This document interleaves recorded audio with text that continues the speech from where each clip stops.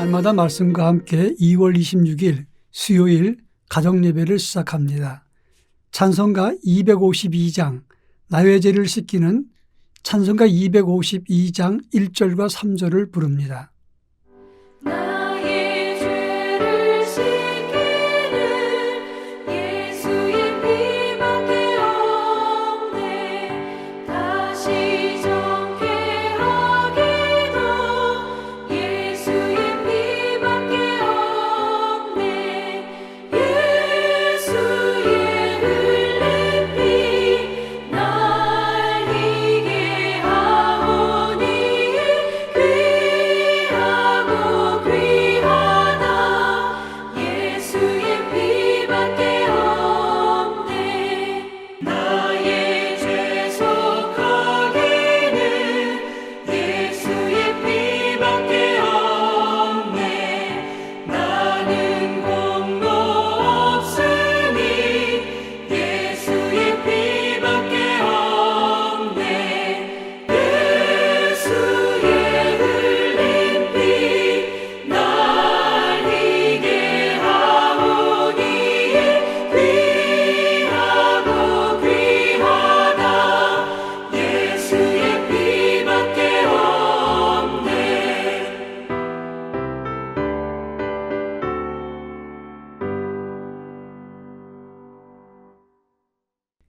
이 시간 우리에게 주시는 하나님 말씀은 구약성경 레위기 5장 5절로 10절 말씀입니다. 이 말씀을 제가 봉독합니다. 이 중 하나의 허물이 있을 때에는 아무 일에 잘못하였노라 자복하고 그 잘못으로 말미암아 여호와께 속죄제를 드리되 양떼 암컷 어린 양이나 염소를 끌어다가 속죄제를 드릴 것이요 제사장은 그의 허물을 위하여 속죄할지니라. 만일 그의 힘이 어린 양을 바치는 데 미치지 못하면 그가 지은 죄를 속죄하기 위하여 산비둘기 2마리나 집비둘기 새끼 2마리를 여호와께로 가져가되 하나는 속죄 제물을 삼고 하나는 번제물을 삼아 제사장에게로 가져갈 것이요 제사장은 그 속죄 제물을 먼저 드리되 그 머리를 목에서 비틀어 끊고 몸은 아주 쪼개지 말며 그 속죄 제물의 피를 제단 곁에 뿌리고 그 남은 피는 제단 밑에 흘릴지니 이는 속죄제요 그 다음 것은 규례대로 번제를 드릴지니 제사장이 그의 잘못함을 위하여 속죄한즉 그가 사함을 받으리라. 아멘. 우리가 알고 있는 레위기는 제사의 책입니다. 하나님께 제사를 드림으로 우리의 허물과 죄를 사함받고 정결케 되는 예식을 담고 있는 것이 레위기의 제사책이라고 하는 것입니다. 그런데 레위기에 나오는 제사는 5가지 종류가 크게 나누어집니다. 첫째는 헌신과 충성을 다짐하는 번제, 헌신과 감사를 말하는 소제, 그리고 하나님과 사람과 화목을 말하는 화목제, 그리고 죄와 허물을 용서받는 속죄제와 속건제로 크게 5가지로 나눠질 수 있습니다. 그런데 속죄제와 속건제는 모두 죄를 속하는 것인데 조금 차이는 있습니다. 다시 말해서 이 속죄제는 근본적인 죄를 하나님께 사함받을 때 속죄제를 드렸고 속건제는 구체적인 불법 행위에 대해서 드리는 제사가 속건제였습니다.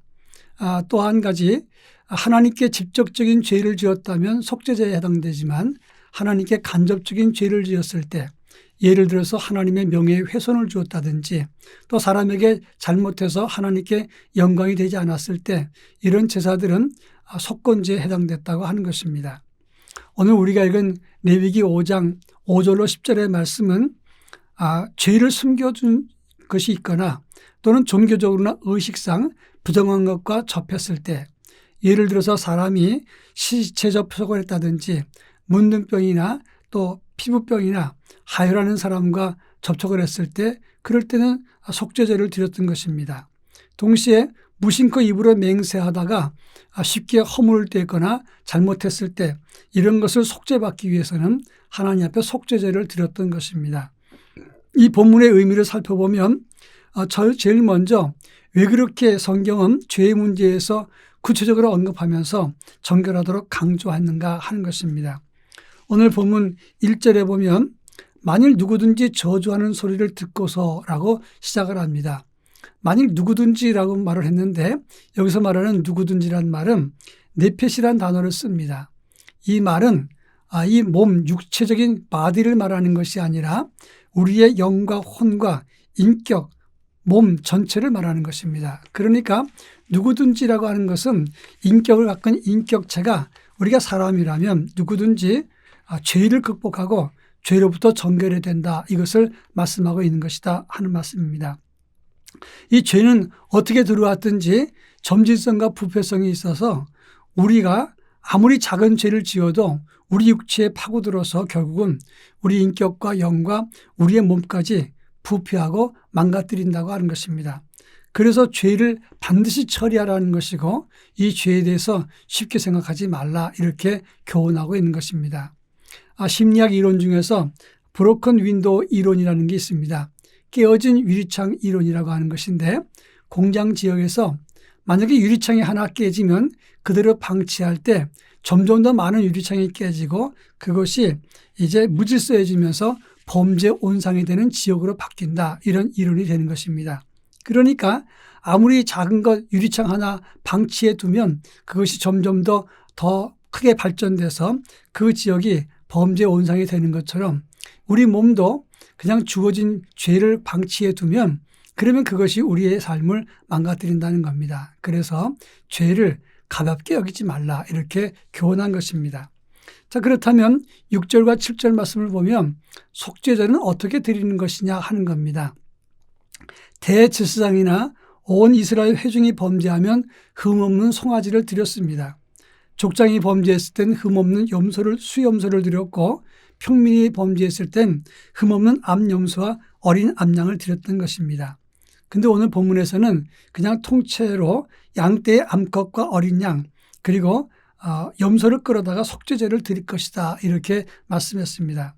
그런데 문제는 가난한 사람 중에서 양과 염소가 없는 사람도 있습니다. 그럴 때는 어떻게 하면 좋겠습니까? 7절에 보니까 그 힘이 미치지 못하면 산비둘기 2개를 집부들기 새끼 2마리를 가져다가 하나는 속죄제물로 하나는 번제물로 드리라 이렇게 말했던 것입니다.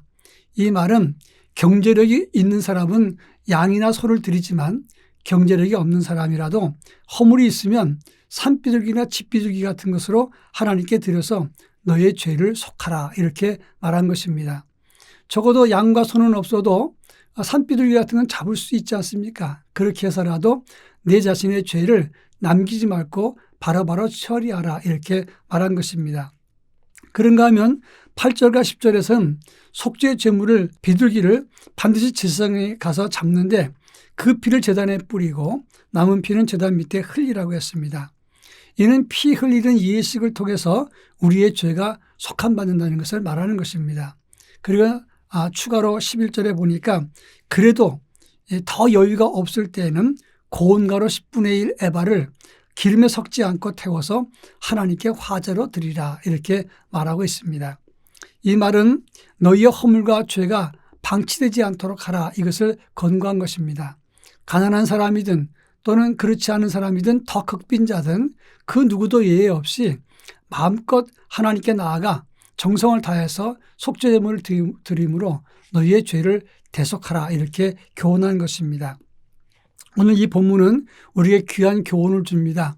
우리가 기도 대행진을 하면서 기도에 전념할 때 죄를 이기는 힘 그리고 회개와 자복을 하면서 동시에 죄를 덜어내는 그런 영성으로 기도에 전념하고 믿는 이의 삶을 가지라는 것입니다.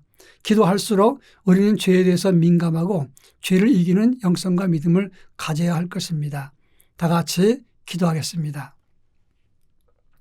사랑 많으신 하나님 아버지, 기도하면서 우리의 영성과 믿음을 날마다 새롭게 하시고 죄의 문제도 중히 여겨서 가볍게 여기지 아니하고 죄를 이길 수 있도록 은혜를 덧입혀 주옵소서.